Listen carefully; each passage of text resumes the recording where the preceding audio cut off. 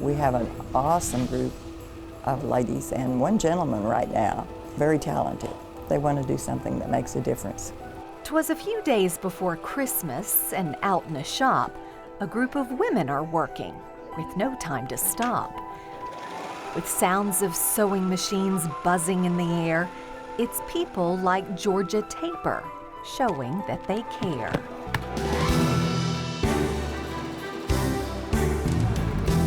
We kind of have this little group that does pillows, laundry bag team over there, and then they usually come over to a sewing machine here to do the sew downs, put the ribbon in. Sewing groups are nothing new at the Stitching Studio in Austin, Texas. Anyone can come crochet, knit, or sew amongst bins full of buttons and yards of fabric. But it's Mondays from 1 to 4 when these ladies get together for a special cause called Threads of Love. Threads of Love started by a lady named Sissy Davis. And Sissy was a sewer and had just retired from the school district, and someone asked for some bereavement garments, little burial gowns, and decided they would call them Threads of Love. I was just so thrilled to find there was something that was meaningful and it would make a difference, and I got involved. And so 5 ladies and 3 little girls joined me, and we started a chapter. Years later, and Georgia Tabor's chapter has created over 60,000 handmade items, everything from tiny caps, booties, and blankets, all with the purpose of assisting some very delicate lives, babies born premature. No one plans to have a preemie baby. No. So they don't have little tiny things made ahead of time. They have big blankets because they're waiting for a full-term baby. And 0 to 3 month clothes. And right. And so these are, this is really important work. It fills a real need that parents are never prepared for.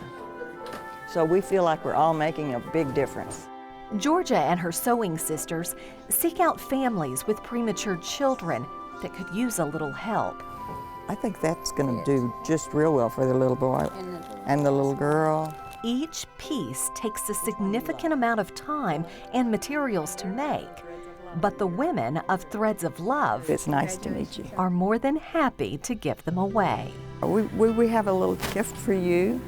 I know you have a little boy and a little girl, twins. Everything we make is given to the families, and it comes with a little label that says Threads of Love. Go ahead and give you a little Christmas preemie laundry bag. I've had parents tell me that when they found that their baby was wrapped in a little blanket and it had this little Threads of Love label, or it had a little hat on that had the Threads of Love label, that it was really a very reassuring feeling, that it just sort of gave them a hope that things are going to be better. This is going to be okay. I give you a hug. Oh, of course. Don't mind. We love hugs.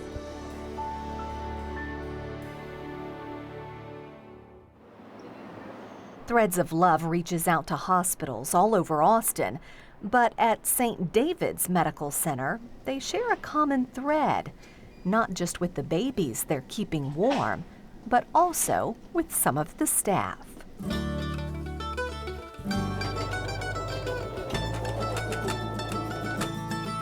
I've been a NICU nurse for 23 years, and when I moved to Austin, I started working with Threads of Love, and I just saw a need, and so I asked a few of the nurses if they would donate their scrubs to me, and they did. And so I started making some I-Select covers, and I thought I would make 30 or 40 of them.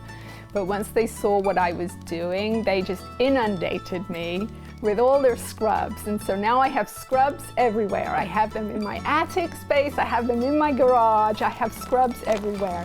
And I've made so far about 250 I-Select covers. And I've still got plenty more scrubs to make lots more.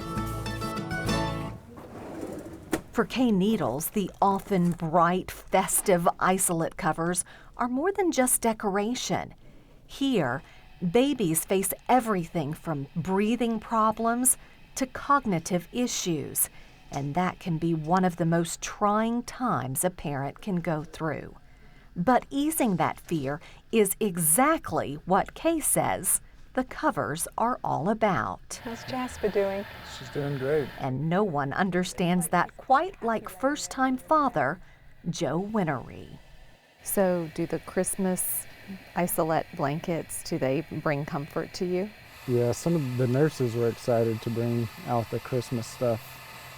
Growing up, I would always try to sleep with quilts, especially at my grandparents' house. They always had like a special smell and a feel to them, and so this reminds me of that a little bit, and I'm able to just rest my hand on it, and it's comfortable while she's in there sleeping. The NICU can be really scary, you know. These parents don't know when they're going to be able to take their baby home. You know, we bring hopefully a little bit of peace and a little bit of joy to the families, and that's really heartwarming. Oh. And he's nice and awake.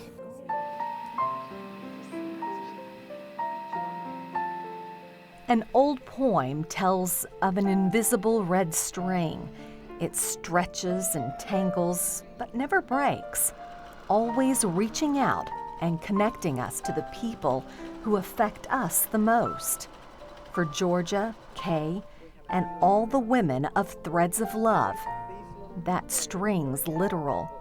It's crocheted into every hat or blanket, and it swaddles every babe with love. One of the criteria we tell people is the only thing you have to do is say a little prayer for the baby that's going to receive this blanket, because that's your connection. And I think they all do. I think they all do.